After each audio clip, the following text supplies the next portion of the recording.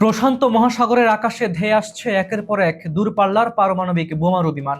একদিকে পরাশক্তি চীন আর রাশিয়ার আকাশ কাঁপানো যৌথ মহড়া, আর অন্যদিকে দক্ষিণ কোরিয়ায় যুদ্ধ বিমানের আকাশ ছেড়ে গর্জে ওঠা। তবে কি দোরগোড়ায় কড়া নাড়ছে তৃতীয় বিশ্বযুদ্ধ, নাকি এশিয়ায় কোনো এক মহাপ্রলয়ের নীল নকশা তৈরি হচ্ছে?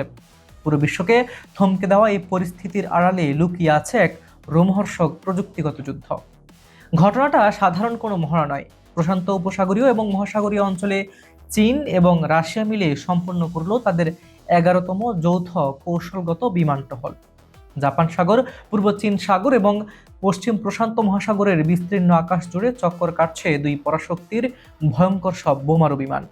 বেজিংয়ের দাবি, এই শক্তির প্রদর্শন কোনো দেশের বিরুদ্ধে নয়, বরং আঞ্চলিক শান্তি ও স্থিতিশীলতা বজায় রাখার এক যৌথ প্রয়াস। কিন্তু সত্যি কি তাই, নাকি শান্ত সাগরের নিচে লুকিয়ে আছে কোনো অশান্ত ঝড়? বেজিং আর মস্কো যখন শান্তির বাণী শোনাচ্ছে, ঠিক তখনই সিউলের রাডারে ভেসে উঠল এক ভয়ঙ্কর সংকেত। দক্ষিণ কোরিয়ার জয়েন্ট চিফস অব স্টাফের হাড়হিম করা এক ঘোষণায় কেঁপে উঠল গোটা উপদ্বীপ। পূর্ব দক্ষিণ জলসীমার আকাশ সীমায় হঠাৎ প্রবেশ করল চীন ও রাশিয়ায় অন্তত 10টি অত্যাধুনিক সামরিক বিমান। দক্ষিণ কোরিয়ার নিজস্ব এয়ার ডিফেন্স আইডেন্টিফিকেশন জোন বা কাদিস তখন পুরোপুরি অরক্ষিত হওয়ার মুখে। হুমকি টের পেয়ে মুহূর্তের মধ্যে সক্রিয় হয়ে উঠল দক্ষিণ কোরিয়ার বিমান বাহিনী। কোনো রকম ঝুঁকি না নিয়ে আকাশ চিরে ধেয়ে গেল কোরিয়ান ফাইটার জেটগুলো।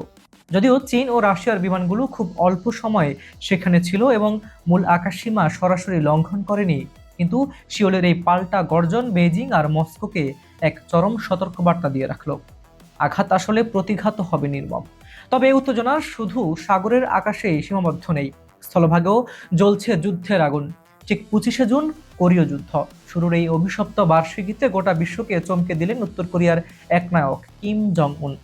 তিনি নিজে দাঁড়িয়ে থেকে তদারকি করলেন বেশ কিছু নতুন এক বিধ্বংসী আধুনিক অস্ত্রের পরীক্ষা। রাডারের চোখ ফাঁকি দিতে সক্ষম আপগ্রেডেড 240 মিলিমিটারের রকেট লঞ্চার সিস্টেম, নিখুঁত নিশানার ট্যাকটিক্যাল ব্যালিস্টিক মিসাইল এবং দানবীয় 155 মিলিমিটারের সেলফ প্রোপেলড হাউইট ইজার। কিমের এই মারণাস্ত্রের মহড়া যেন দক্ষিণ কোরিয়ার বুকে সরাসরি এক মরণ কামড়। সিউল খুব ভালো করেই জানে কিম জং উন শুধু হুমকি দেন না, যে কোনো মুহূর্তে বোতাম টিপে ধ্বংস করে দিতে পারেন লাখো লাখো মানুষের জীবন। কিন্তু উত্তর কোরিয়ার এই কামানের গোলা আর ক্ষেপণাস্ত্রের জবাব দিতে দক্ষিণ কোরিয়া কি করছে? তারা কি হাত গুটিয়ে বসে আছে? একেবারেই না।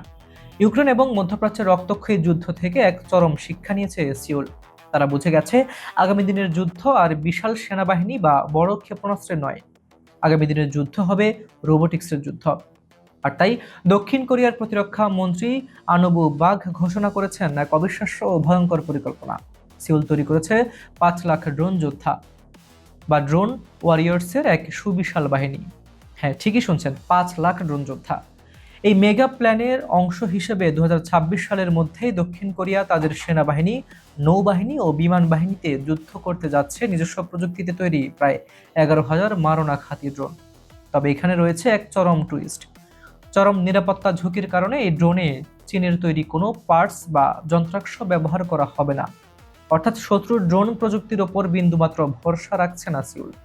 কোরিয়া উপদ্বীপের সেই চিরবৈরী প্রতিযোগিতা এখন আর শুধু ট্যাঙ্ক, ক্ষেপণাস্ত্র বা বিশাল সৈন্যবাহিনীর মধ্যে সীমাবদ্ধ নেই।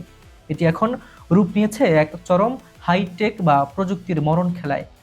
একদিকে উত্তর কোরিয়ার বিধ্বংসী রকেট ও ক্ষেপণাস্ত্র, আর অন্যদিকে দক্ষিণ কোরিয়ার ঝাঁকে ঝাঁকে খুনে ড্রোন আর আধুনিক আকাশ প্রতিরক্ষা ব্যবস্থা। প্রশান্ত মহাসাগরের বুকে চীন রাশিয়ার এই মহড়া আর কোরীয় উপদ্বীপের এই ড্রোন বনাম মিসাইলের লড়াই, এটি কি শেষ পর্যন্ত এক রক্তক্ষয়ী মহাযুদ্ধে রূপ নেবে, নাকি প্রযুক্তির এই ভারসাম্যই ঠেকিয়ে রাখবে বড় কোনো বিপর্যয়? আপনার কি মনে হয়? কমেন্ট করে অবশ্যই জানান। আর আপনারা কে কোথা থেকে আমাদের সাথে যুক্ত রয়েছেন অবশ্যই কমেন্টে লিখে জানান। আন্তর্জাতিক রাজনীতির এমন সব এক্সক্লুসিভ হট টপিকের আপডেট সবার আগে পেতে এখনই আমাদের চ্যানেলটি সাবস্ক্রাইব করে রাখুন। আর যে কোনো ধরনের বিজ্ঞাপন ও প্রমোশনের জন্য ডেসক্রিপশনে দেওয়া নাম্বারে সরাসরি যোগাযোগ করতে পারেন। আজ এ পর্যন্তই, দেখা হবে পরের ভিডিওতে। আমি নিশান আজ এখানে বিদায় নিচ্ছি। ভালো থাকুন, সুস্থ থাকুন, আল্লাহ হাফিজ।